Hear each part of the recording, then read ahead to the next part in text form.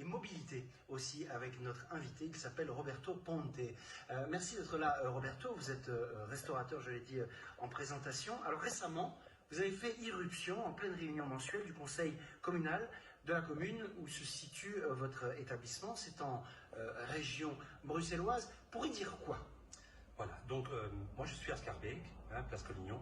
Mais avant tout, je voudrais quand même remercier Toto Bongiorno pour son soutien. Figure bien connue de cette émission, Voilà. c'est lui qui nous a mis en contact effectivement. Voilà, ainsi que Georges Verzin du collège de la commune de Schaerbeek et de la fédération des commerçants de Schaerbeek. Qui vous a ouvert les portes et qui vous a laissé faire irruption. Non, pas du tout. C'est voilà, donc on se connaît depuis des années et je sais quelles sont ses motivations par rapport à la commune et par rapport aux commerçants.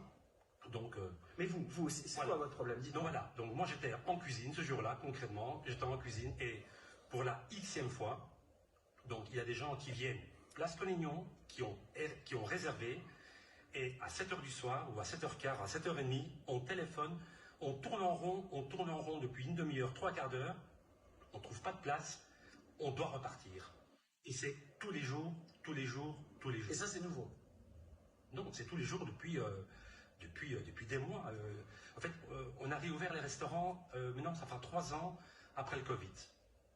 Donc, une chose est sûre, c'est que le Covid a un petit peu tout bouleversé, un petit peu la façon de consommer, la façon de se déplacer. Donc, il y a plein de gens qui ont pris de nouvelles habitudes. Donc, voilà. Donc, maintenant, concrètement, voilà. Non seulement on n'annule pas, mais on vient à Place Collignon et on repart. Voilà. Donc imaginez un petit peu la frustration. Pour que ce ne soit pas un problème qui vous concerne que vous, votre établissement et Place Collignon, parce qu'il n'y aurait pas de place de parking autour, vous me disiez quand on s'est parlé au téléphone, c'est ça qui rend peut-être les choses plus intéressantes, plus larges en tout cas, c'est que c'est difficile de rentrer dans la capitale du pays, y compris pour la clientèle fortunée qui vient de Flandre, voilà, c'est ça. Exactement. Disons que cela fait des années que j'interpelle l'un ou l'autre dirigeant dans la commune quand on se croise. Et je leur dis, s'il vous plaît, faites attention, il y a des graves conséquences. Les gens, donc c'est pour ça que Vous parlez de quoi? Des travaux, de good mood, vous parlez de C'est pour ça qu'avant tout, je voulais également dire, et c'est important de le dire, ok, je suis à Schaerbeek, mais je ne parle pas que pour moi. Oui, c'est ça.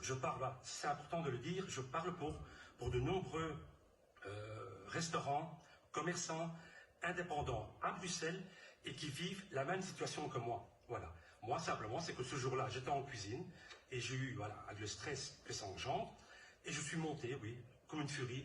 C'est peut-être pas comme ça que ça se fait, mais spontanément, j'ai traversé la place, je suis rentré en plein conseil communal, crier, m'exprimer, au secours, aidez-nous, quoi. Je dis, qui paye nos factures? C'est moi qui paye mes factures. Il n'y a personne qui paye les factures à ma place.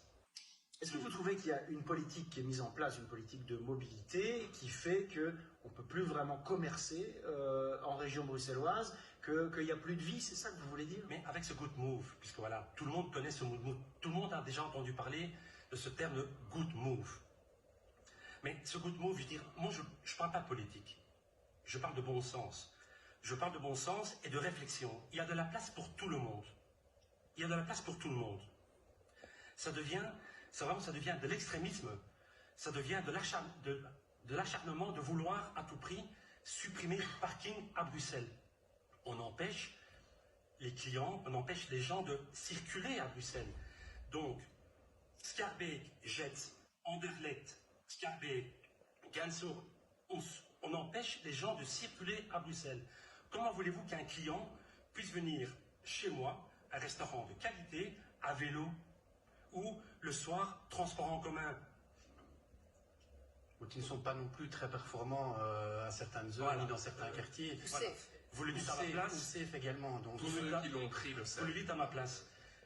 Cela fait également des années, ça fait bientôt 30 ans que je suis là, à la Place Collignon. J'avais 80% de clients flamands. C'était votre clientèle? C'était ma clientèle.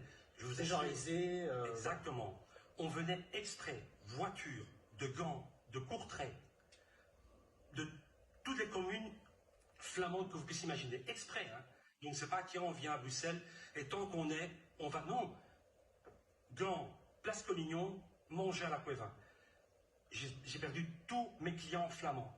Tous mes clients flamands, je les ai perdus. La seule fois où je vois un flamand, où j'entends parler flamand, c'est à la télé. Mais vous imaginez le chiffre d'affaires, le chiffre. En fait, c'est simple, je suis à la moitié. Donc il y a une difficulté de rentrer dans Bruxelles aussi, au-delà du fait de circuler. On empêche les gens de rentrer dans Bruxelles. Alors, est-ce que ils au pluriel, sont en train de transformer Bruxelles en ghetto? Peut-être. Est-ce qu'ils sont en train de transformer chaque commune individuellement en ghetto aussi? Regardez la quantité d'artères, de grands axes qu'il y a à Bruxelles.